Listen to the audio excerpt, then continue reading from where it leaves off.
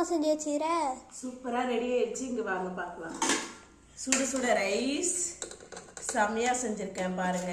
சூடான ரைஸ். அடுத்தது பருப்பு தால் தாங்க பண்ணியிருக்கேன். எங்கள் பாட்டி வைப்பாங்கங்க, சூப்பராக இருக்குங்க பருப்பு தால். அந்த மாதிரி தான் வைக்கிறதுக்கு எவ்வளோ ட்ரை பண்ணுறேன், ஆனால் வர மாட்டேங்குது. அம்மா கிட்ட ரெசிபி கேட்டு தாங்க வைக்கிறேன். அப்படி இருந்து சொதப்புதுங்க அந்த பருப்பு தால். அவங்க வைக்கிற மாதிரி அவங்க கைப்பக்குவம் மாதிரி வர மாட்டேங்குது. என்ன தான் அவங்க சொல்கிறதெல்லாம் நம்ம போட்டாலும், ஆனால் அவங்க செய்கிற மாதிரி நமக்கு செய்ய வர மாட்டேங்குது. அது ஏன்னே தெரிய மாட்டேங்குது. நானும் ட்ரை பண்ணிகிட்டே தான் இருக்கேன். கண்டிப்பாக ஒரு நாள் வரும்னு நம்புகிறேன். பாருங்கள், இங்கே பாருங்கள், சூப்பராக பருப்பு தால் ரெடி ஆயிடுச்சு. கூட